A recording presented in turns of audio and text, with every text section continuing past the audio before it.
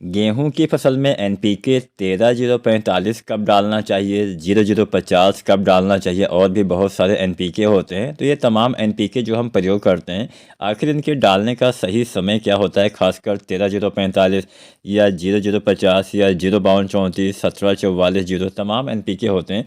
तो आज हम 13-045 और 0050 के बारे में आपको बताएंगे कब, किस अवस्था में, किस दशा में गेहूं में यह एनपीके आप प्रयोग कर सकते हैं।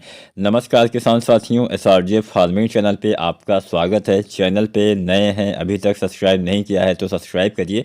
जो भी सवाल सुझाव हो आप कमेंट कर सकते हैं। तो चलिए वीडियो स्टार्ट करते हैं। सबसे पहले जानते हैं एनपीके के बारे में। कब यानी अभी आपके किसान साथियों, अगर गेहूं की बालियां निकल आई हैं तो हम ये 2 एनपीके इस्तेमाल करते हैं। मतलब गेहूं में अक्सर हम औसतन मान के चलिए, ज़्यादातर हम अपनी फसल के हिसाब से इसको पहले भी आप डाल सकते हैं, लेकिन ज़्यादातर इसका इस्तेमाल चाहे 13-045 हो, चाहे हो 0050, बालियां आने के बाद ही किया जाता है। अब किस दशा में कौन सा एनपीके कब डालिए ये मैं आपको बताऊंगा। तो जैसे एनपीके जो आता है 13-045, इसमें क्या होता है, 13% नाइट्रोजन, 45% पोटेशियम पाया जाता है। यानी नाइट्रोजन और पोटास ये 2 तत्व पाए जाते हैं।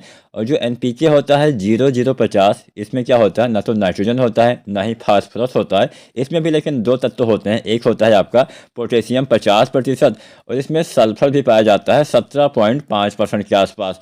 तो सल्फर और पोटासी ये 2 तत्व एनपीके 0050 में पाए जाते हैं। अब ज़्यादातर किसान साथी, ऐसा भी मैं बोल सकता हूँ कि हाँ, लगभग 50% से ज़्यादा किसान साथी एनपीके 0050 का इस्तेमाल करते हैं, क्योंकि यह काफ़ी अच्छे से काम करता है। काम क्या करता है, आपके पौधे में जब बालियाँ बाहर निकल आती हैं, एक बात आपको पता ही होगा, नहीं पता है तो मैं बता देता हूँ।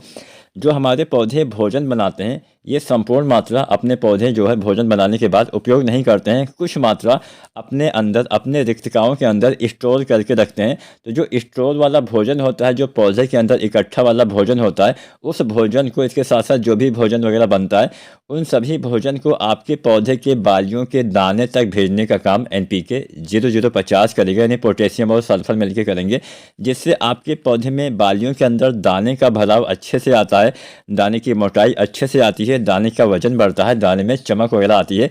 तो एनपीके 0050 थोड़ा बेहतर काम करता है अगर हम तुलना करें 13-045 से। लेकिन हाँ, 13-045 भी अपने जगह पे काम करता है। कैसे काम करता है भी आप जान लीजिए। अब कई बार ऐसा भी देखा गया है कि जब गेहूं की बालियां बाहर निकल आती हैं, तो यहाँ पे एक बात आपको पता ही होगा, जो ऊपर की 1-2 पत्ती होती है, खासकर जो झंडा पत्ती होती है, वो लगभग आधा के आसपास भोजन बनाती है।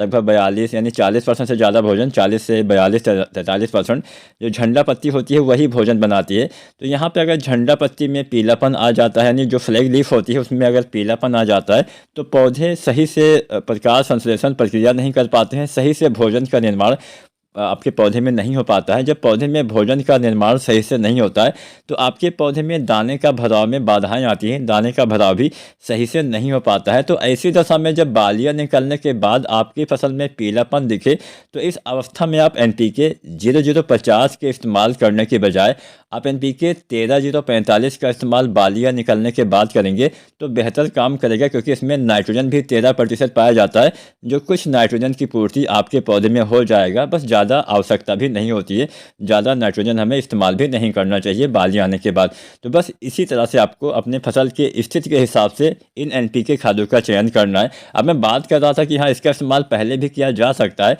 तो मान लीजिए आपने अभी बालियां नहीं निकली हैं और आपने अभी तक पोटास वाली कोई भी खाद का इस्तेमाल ना किया हो, ऐसी दशा में आप एनपीके 0050 बालियां निकलने से पहले भी डाल सकते हैं। वैसे तो हमें 05234 डालना चाहिए, वो भी आप डालिए। लेकिन अगर आपने अभी तक पोटास डाला ही नहीं है, तो 2-4 दिन पहले आप एनपीके 0050 का इस्तेमाल कर देंगे, तो पोटास की पूर्ति होने से बालियों की साइज अच्छी आएगी, दाने बाद में अच्छे आएंगे। 1 से 1.5 किलो कोई भी एनपीके आपको डालना है तो डालिएगा। उम्मीद है आज की जानकारी, आज की वीडियो पसंद आई होगी। वीडियो जानकारी अच्छी लगी तो लाइक शेयर करें और चैनल को सब्सक्राइब करें। धन्यवाद।